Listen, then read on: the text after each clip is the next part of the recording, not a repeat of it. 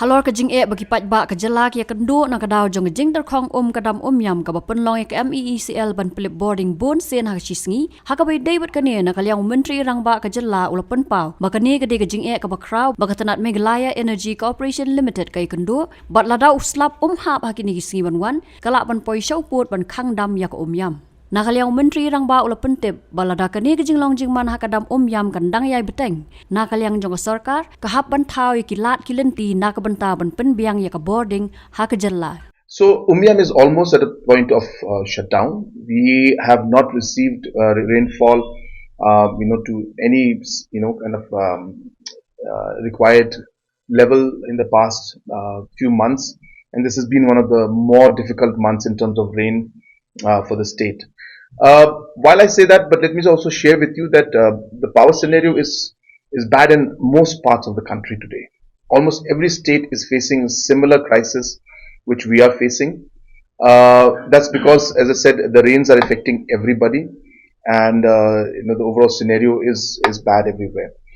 Just to give you an example, and also to share with you how the government is working today.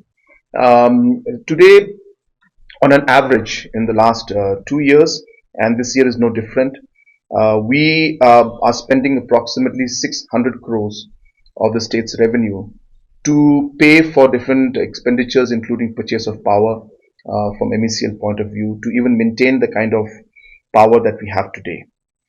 We are purchasing close to 3 crores of power every day, even now, considering the kind of scenario we're facing today.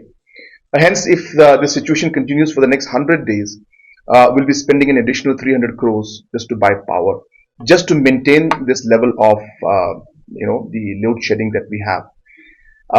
And so therefore situation is very complicated, but we are doing our best to ensure that the load shedding doesn't go beyond this. But what we wanted to share with everybody is that it's not that government is not doing anything. We are trying our best to ensure that we're able to maintain things as it is right now. And obviously we need the rains to come. And also we are working in the long run, which I've shared with you, that we have to go for other augmenting measures. So therefore this solar mission is meant to be one of those measures. It will take time, but as we move forward, I'm hopeful that in the next 2 years, 3 years, we will see more input from the solar power into the decentralized system of housing of the houses and homes, which we can then have it on solar as a backup.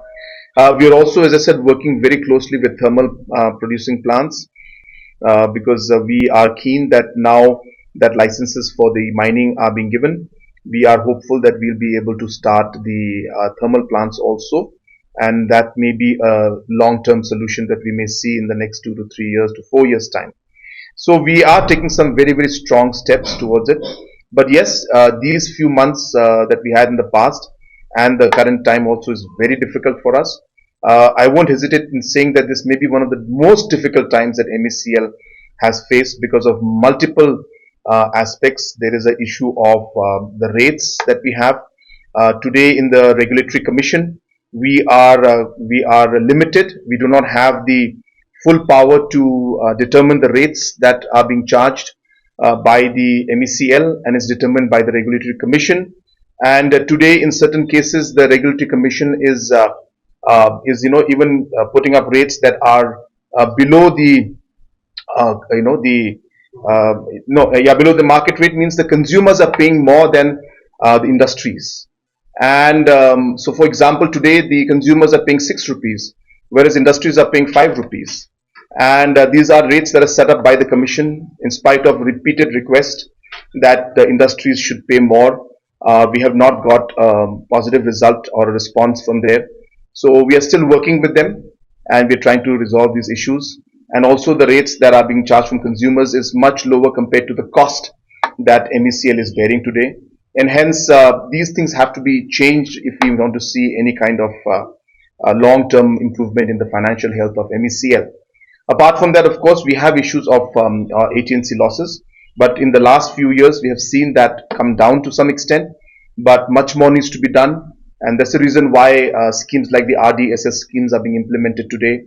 to ensure that we have a better metering, that it comes up so that we can actually reduce the AT&C losses that are there. And obviously, we have to increase our own power production in terms of augmenting the current hydro plants that we have, and also to ensure that other sources of decentralized sustainable solar power for households and institutions, as well as thermal power should come in.